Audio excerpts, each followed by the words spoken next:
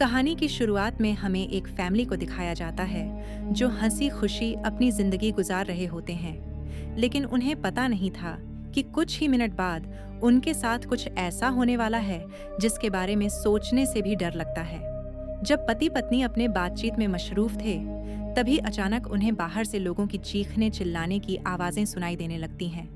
जब वह दोनों घर से बाहर निकले तो उन्होंने देखा कि बाहर लोगों के बीच हलचल मची हुई है। लोग अपने अपने घरों को छोड़कर भाग रहे थे, जैसे कुछ बड़ा होने जा रहा हो। जसन और बेथ ने देखा कि हमारे पड़ोसी भी घबराए हुए जल्दी जल्दी अपना घर खाली कर रहे हैं। जसन ने पड़ोसी से पूछा कि आखिर वजह क्या है, तुम लोग क्यों घर छोड़कर जा रहे हो? लेकिन वो लोग इतने जल्दी में थे कि उन्होंने जसन की बात का कोई जवाब नहीं दिया। वहीं उन्होंने देखा कि पड़ोसी का बेटा भी अपना सामान पैक कर रहा है। जसन ने जब उस बच्चे से पूछा कि तुम लोग कहाँ जा रहे हो, तो उस बच्चे ने जवाब दिया कि मेरे पापा का एक दोस्त गवर्नमेंट ऑफिसर है। उन्होंने कहा कि एक बहुत ही जहरीला वायरस फैल चुका है जो एक नॉर्मल इंसान को मॉन्स्टर में बदल देता है। लेकिन तभी वहां उस बच्चे की माँ आ गई और उसे पकड़कर वहां से ले जाने लगी। जसन ने उससे पूछा कि आखिर यह बच्चा किस वायरस की बात कर रहा है, जिस पर इस बच्चे की माँ ने कहा कि अभी बताने का वक्त नहीं है, अपनी वाइफ और बेटी को लो और इस शहर से जितना हो सके दूर निकल जाओ। यह सुनकर जसन और बेथ बहुत ज्यादा घबरा गए। उसके बाद जसन बिना सोचे समझे अपनी फैमिली को गाड़ी में बिठाकर शहर से बाहर ले जाने लगता है। मगर रास्ते में उन्होंने देखा कि जो पड़ोसी भाग रहे थे वो वापस लौट रहे हैं। यह देखकर उन्हें और भी अजीब लगने लगा। आगे जाकर यह लोग ट्रैफिक में फंस जाते हैं। जब जसन और उसकी फैमिली गाड़ी से बाहर उतरे तो उन्होंने देखा कि शहर से बाहर निकलने वाला अकेला रास्ता पुलिस ने बंद कर दिया है। आसमान में यहाँ वहाँ हेलीकॉप्टर्स पहरा देने लगे। लोगों को बताया जाने लगा कि शहर में एक जहरीला वायरस फैल गया है और तुम लोगों को जल्दी से घर वापस लौटना चाहिए। यह बात सुनकर जसन को कुछ अजीब लगा कि जब शहर में वायरस फैल गया है तो लोगों को शहर से बाहर निकालने के बजाय उन्हें शहर में ही क्यों रहने को कहा जा रहा है। तभी अचानक पास की पहाड़ से एक बड़ा सा पत्थर उनके कार पर आ गिरा। यह देखकर वो लोग बहुत ज्यादा घबरा गए। पहाड़ हिलने लगा। तभी उस पहाड़ के पीछे से 2 मिलिट्री के फाइटर जेट्स निकलकर शहर की तरफ बढ़े। वो 2 फाइटर जेट्स पूरे शहर पर बमों की बारिश करने लगे, जिससे पूरा शहर राख में बदल गया। जसन की वाइफ बेथ को फौरन समझ आ गया कि अगर वह पुलिस की बात मानकर घर लौट जाते तो उनका अंजाम बहुत बुरा होने वाला था। उसके बाद वो फाइटर जेट्स सड़क पर मौजूद लोगों की तरफ बढ़ने लगे। यह देखकर सभी लोगों में हलचल मच गई। अब सबको समझ आया कि गवर्नमेंट उन्हें मारना चाहती है। सभी अपनी जान बचाने के लिए यहाँ वहाँ भागने लगे। पर जसन और बेथ को समझ आया कि वह कहीं भी भाग लें, वो फाइटर जेट्स उन्हें मारकर ही रहेंगे। तभी बेथ ने पीछे मुड़कर पहाड़ पर एक स्कूल देखा और उसे लगा कि बचने के लिए वह जगह बेहतर रहेगी। जिसके बाद जसन, बेथ और जोई को लेकर स्कूल की तरफ पहाड़ पर चढ़ने लगे। पीछे ब्रिज पर मौजूद लोगों पर फाइटर जेट्स बम गिराने लगे। ये तीनों तेजी से दौड़ते हुए स्कूल तक पहुंच जाते हैं और खुशकिस्मती से वहां उन्हें एक टनल मिल जाता है और बम धमाके से कुछ ही सेकंड पहले वो जल्दी से उस टनल में घुस जाते हैं। जैसे ही बंकर का दरवाजा बंद हुआ, ऊपर एक जोरदार धमाका हुआ, लेकिन खुशकिस्मती से यह लोग बंकर के नीचे थे और इनकी जान बच गई। मगर इनके लिए हैरानी की बात यह थी कि आखिर यह कौन सा वायरस था कि गवर्नमेंट को शहर के सभी लोगों को मारना पड़ा। वो लोग कुछ भी नहीं समझ पा रहे थे। बस उन्हें यह पता चल चुका था कि अगर जिंदा रहना है तो चुपचाप बंकर में जिंदगी गुजारो। लेकिन इनके लिए परेशानी की बात यह थी कि आखिर यह लोग यहाँ कब तक जिंदगी गुजारेंगे और उन्हें पेट भरने के लिए खाने पीने का क्या करना होगा। अच्छी बात यह थी कि वहाँ ढेर सारा एक्सपायरी खाना रखा हुआ था जो 3 लोगों के लिए काफी लंबे समय तक चल सकता था। जसन की वाइफ बेथ बहुत ज्यादा परेशान थी। वह अपनी बेटी जोई के बारे में सोचने लगती है कि अगर यह बीमार हो गई तब इसका क्या करेंगे। और बेथ दरवाजा बंद करते समय उसका हाथ भी लग गया था, जिसमें काफी गहरी चोट आई थी। वो दोनों इस बात को लेकर भी घबरा रहे थे कि कहीं इस जहरीले वायरस ने उनकी बॉडी पर भी अटैक न कर लिया हो। मगर अभी यह सोचने का वक्त नहीं था। उन्हें अब इस बंकर को सेफ बनाना था ताकि ऊपर बंकर का दरवाजा कोई खोल ना सके। जसन ने लोहे की जंजीर से बंकर का दरवाजा मजबूती से बंद कर दिया और तय किया कि अब उन्हें यहीं पर छिपकर जिंदगी गुजारनी है। लेकिन जमीन के नीचे रहने का जीवन आसान नहीं था। हर दिन वहीं एक जैसा खाना पीने के लिए कीचड़ से भरा हुआ पानी और खाली समय में वह ताश खेलते। बाहर की दुनिया से उनका पूरी तरह से कनेक्शन कट चुका था। कई दिनों तक यहाँ रहने के बाद वो लोग बहुत ज्यादा इस बंकर में तंग हो चुके थे। लेकिन वह क्या करते? अगर ऊपर जाते तो उनकी जान नहीं बच पाती। इस जीवन ने जसन के परिवार को मानो इस दुनिया के अंत का एहसास दिलाया। जोई ने अपने पापा से पूछा, पापा, हम यहाँ कब तक रहेंगे? जसन के पास इस बात का कोई जवाब नहीं था। उसने अपनी बेटी से बस यही कहा, जब बाहर वायरस चला जाएगा तभी हम बाहर जाएंगे। वो अपनी बेटी की आंखों पर उंगलियां रखकर बाहर की दुनिया उससे इमेजिन करवाता है। इस तरह से दिन गुजरते गए और फिर महीने उन्हें नहीं पता था कि बाहर निकलने के इंतजार में उन्हें यहाँ इस बंकर में 300 से भी ज्यादा दिन गुजर चुके हैं। जोई अपनी माँ की बनाई हुई पेरिस्कोप से बाहर की दुनिया को देखती है। बाहर चारों ओर बस तबाही का मंजर नजर आ रहा था, जैसे यह पूरी दुनिया जलकर राख हो गई हो। वहां किसी भी इंसान का नामो निशान तक नहीं था। यह सब देखकर उस छोटी बच्ची को लगने लगा कि शायद हम इस दुनिया के आखिरी बचे हुए लोग हैं। माँ ने उसे दिलासा दिया कि तुम ऐसा मत सोचो, शायद तुम्हारे दोस्त भी हमारी तरह कहीं छुपे हुए हों। अब रात हो चुकी थी और डिनर का समय हो चुका था। उनके पास अब खाना भी कम बचा हुआ था, इसीलिए वह तीनों थोड़ा सा खाना खाकर काम चला रहे थे। लेकिन आज जोई की जिद पर उसे पूरा एक कैन का डिब्बा दिया गया। जोई ने जब टिन का डिब्बा खोला तो उसने देखा कि टिन का डिब्बा अंदर से खाली है। इस डिब्बे के पीछे की तरफ एक छोटा सा छेद था। शायद कोई चीज इसमें से खाना चुरा गई थी। बेथ ने सारी बची हुई डिब्बों की जांच की तो पता लगा कि पूरे 12 डिब्बे खाली थे। यह देखकर वो बहुत ज्यादा परेशान हुए क्योंकि यह तो उनके 2 हफ्तों का राशन था। बेथ ने वेंटिलेशन जाली की तरफ देखा और अंदाजा लगाया कि शायद कोई चूहा अंदर आकर खाना ले गया। बेथ ने कहा कि अगर यह चूहा है तो इसे जल्द मारना पड़ेगा, नहीं तो यह हमारा सारा खाना बर्बाद कर देगा। बेटी के उदास चेहरे को देख जसन ने उसे दिलासा दिया कि छोटी छोटी बातों से परेशान मत हो। अगर खाना खत्म हो भी गया तो मैं ऊपर जाकर कुछ सामान ले आऊंगा। अगले दिन जब जोई अपनी माँ के साथ ब्लॉक्स में खेल रही थी, तभी पीछे से हल्की सी आवाज आई। जोई ने जब पीछे मुड़कर देखा तो एक चूहा फिर से टिन फूड चुराने घुस आया था। इससे पहले कि वो चूहा भाग जाता, जोई ने फौरन अपने पेरेंट्स को बुलाया। आज उन्हें इस चूहे को हर हाल में मारना था। जसन गुस्से में चाकू निकालकर उसे टुकड़े टुकड़े करने के लिए आगे बढ़ा, लेकिन वो छोटा सा चूहा बहुत तेज निकला।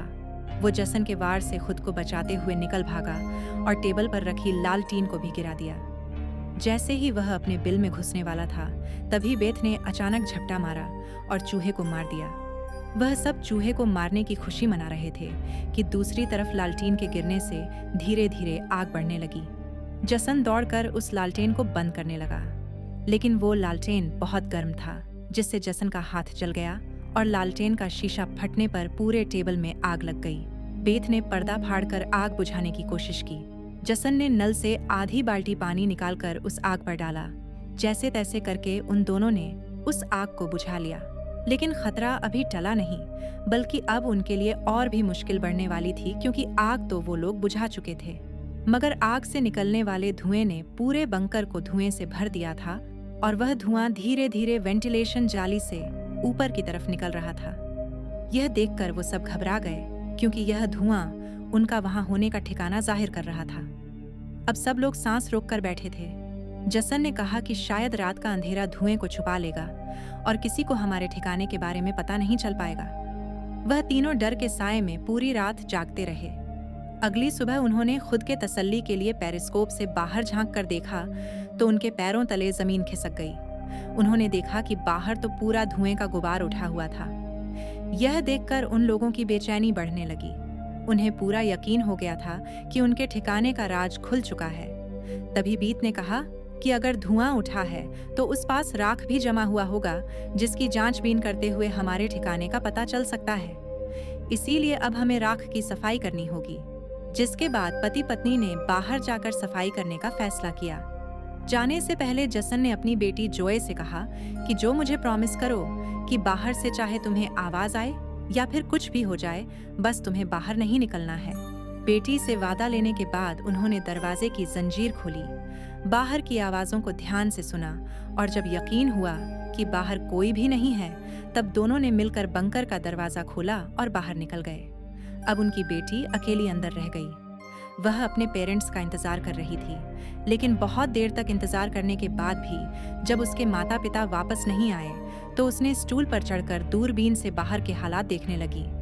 जल्द ही उसने देखा कि उसके माता पिता बंकर के दरवाजे को छुपाने की कोशिश कर रहे थे। लेकिन तभी जोई ने कुछ ऐसा देखा जिससे उसकी सांसें गले में अटक गईं। उसने देखा कि दूर जंगल में एक काली परछाई तेजी से उनकी तरफ बढ़ रही है। बच्ची ने जोर से चिल्लाकर पापा को पीछे देखने को कहा, लेकिन दूरी बहुत ज्यादा थी। उसके माता पिता सुन ही नहीं पाए। घबराहट में बच्ची अपने डर को भूल गई और सीढ़ी पर चढ़कर बंकर से बाहर निकल आई। बाहर आते ही उसे एहसास हुआ कि उसके माता पिता अब वहां नहीं थे। बच्ची ने बेचैनी में जोर जोर से अपने माता पिता को पुकारना शुरू किया।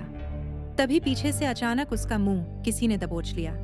यह कोई और नहीं बल्कि उसकी माँ थी। कुछ सेकंड्स बाद एक जंगली हिरण का झुंड तेजी से वहां से गुजरा। हालांकि वो तीनों बाल बाल बचे, लेकिन बीत का डर और ज्यादा बढ़ने लगा। इन हिरणों का इस तरह भागना जरूर किसी खतरनाक चीज से बचने की कोशिश थी। सबको खतरे का अंदाजा हुआ और वह तेजी से वापस बंकर की तरफ भागे और बंकर के अंदर घुस गए। जसन ने लकड़ी की पट्टियों से बंकर का दरवाजा बंद किया और लोहे की जंजीर से उसे कसकर बांध लिया और सबको बिल्कुल खामोश रहने का कहा। तभी उन्होंने ऊपर से कदमों की धीमी आहट सुनी। ऐसा लग रहा था कि जैसे कोई बंकर के दरवाजे की तरफ आ रहा हो। वो कई मिनटों तक लगातार बंकर के ऊपर इधर उधर घूम रहा था। यह तीनों आहिस्ता कदमों से बंकर के दरवाजे से हटकर आगे की तरफ जाने लगे और शायद अब तक ऊपर जो भी था उसे भनक नहीं लगी थी कि नीचे बंकर में कोई है। डर के मारे जोए रोने लगी। बीत उसे चुप कराती है और कहती है कि अगर आवाज बाहर तक गई तो सब खत्म हो जाएगा। वह तीनों धीरे धीरे बंकर के दरवाजे से काफी आगे बढ़ चुके थे। वह बंकर के दरवाजे से इसलिए आगे बढ़ रहे थे कि अगर कोई ऊपर से बंकर का दरवाजा खोल भी दे तो नीचे उसे हम नजर नहीं आए। लेकिन तभी जोई ने जो गुड़िया हाथ में उठाई थी उसकी रस्सी एक स्क्रू में फंस गई। वो स्क्रू धीरे धीरे ढीला होने लगा। यह देखकर जसन और बीत की सांसें अटक गईं, क्योंकि वह रस्सी गुड़िया में लगी आवाज के स्विच से जुड़ी थी।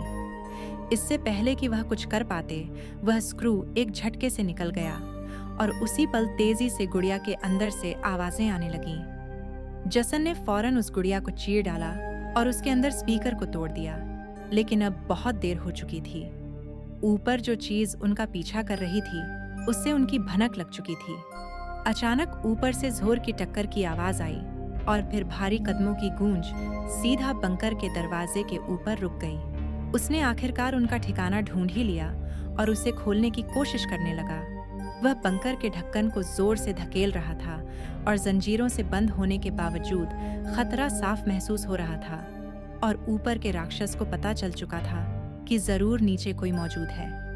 हालांकि वह दरवाजा मजबूत जंजीरों से बंद था, लेकिन उस चीज की भयानक ताकत के सामने वह जंजीरें एक एक करके टूटने लगी। यह देखकर जसन को पता चल चुका था कि दरवाजा अब ज्यादा देर टिक नहीं पाएगा।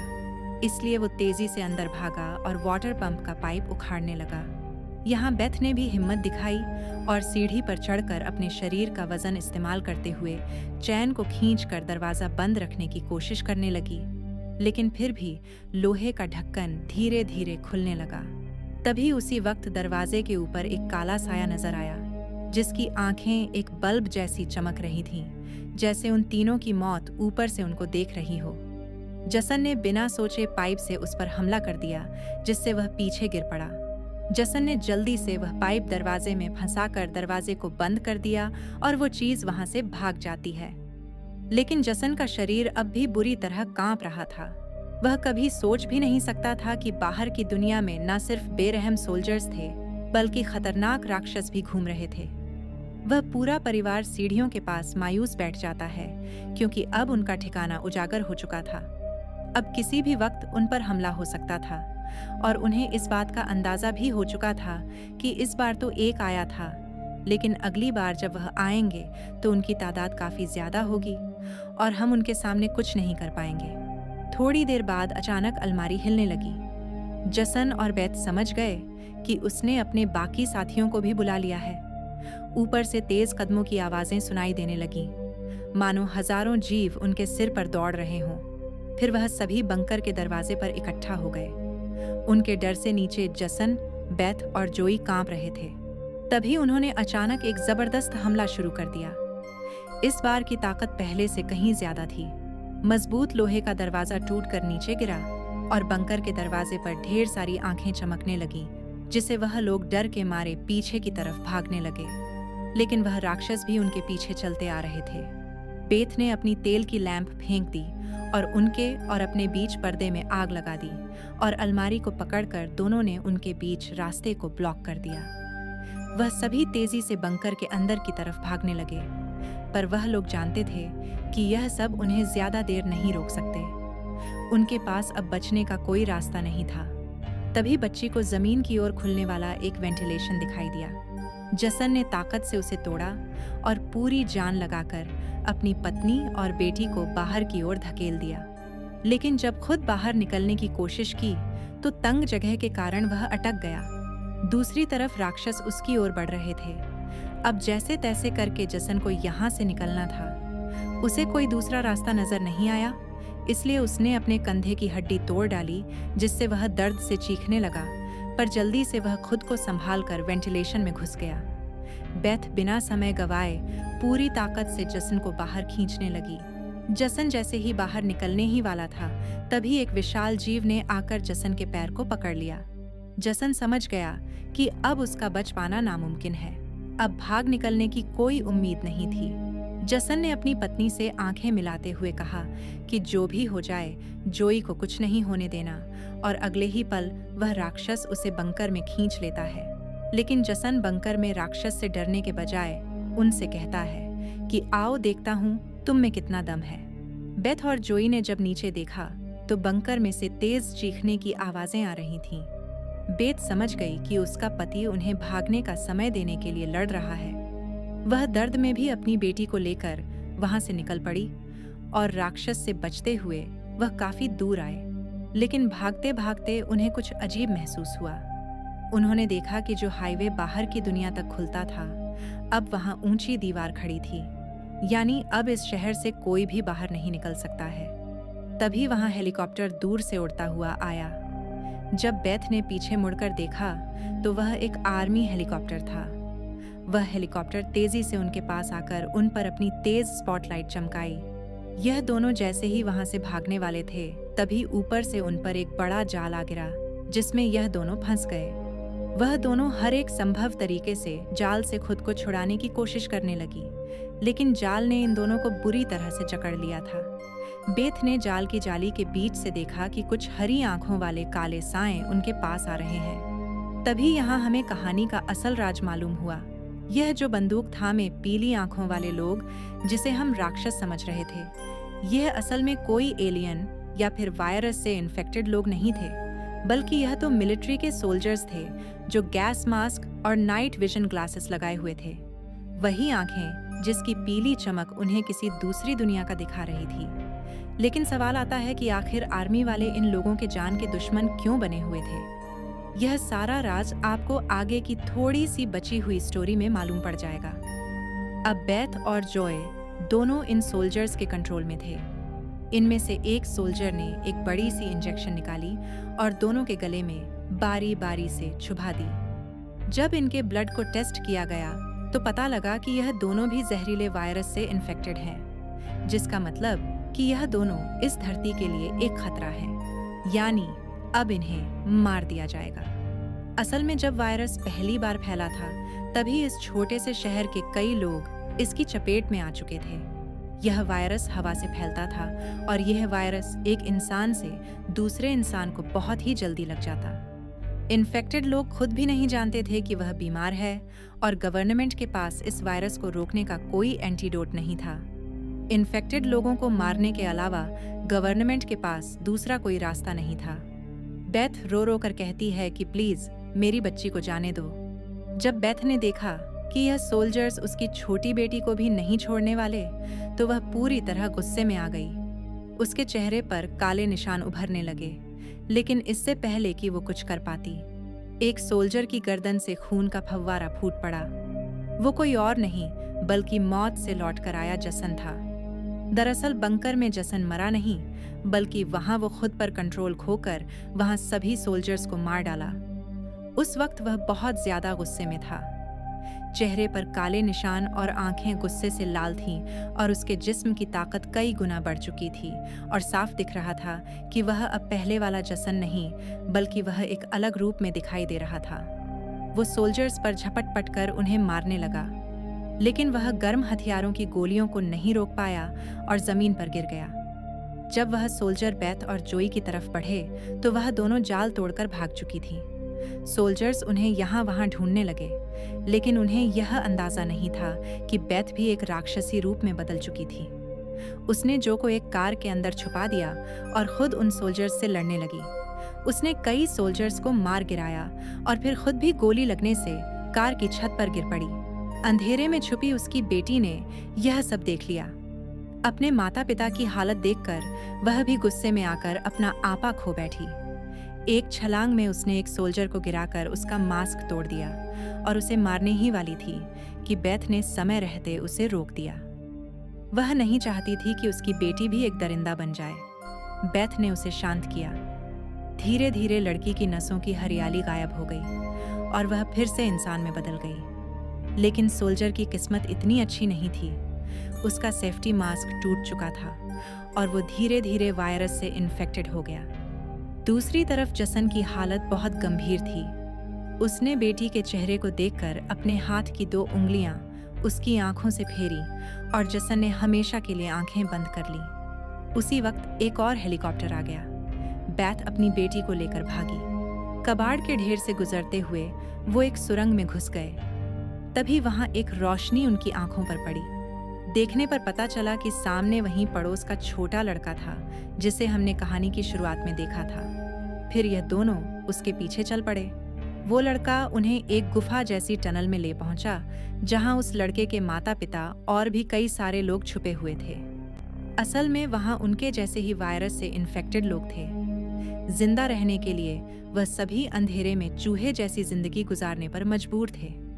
यह वायरस खतरनाक जरूर था, लेकिन जानलेवा नहीं। यह वायरस इन्फेक्टेड इंसान के जिस्म पर तब ज्यादा जोर करता जब वो डर जाता या फिर गुस्से पर काबू नहीं रख पाता। लेकिन असल में उन लोगों ने खुद पर काबू पाना सीख लिया था। वो लोग शहर के सोल्जर्स को राक्षस समझते थे, लेकिन असल में वो खुद राक्षस थे। इसी के साथ ये मूवी खत्म हो जाती है। अगर आपको वीडियो अच्छा लगा हो तो चैनल को सब्सक्राइब जरूर करें ताकि ऐसे और इंटरेस्टिंग मूवी एक्सप्लेन आपको मिलते रहें। बेल आइकन दबाना मत भूलिएगा ताकि नया वीडियो सबसे पहले आपको मिले।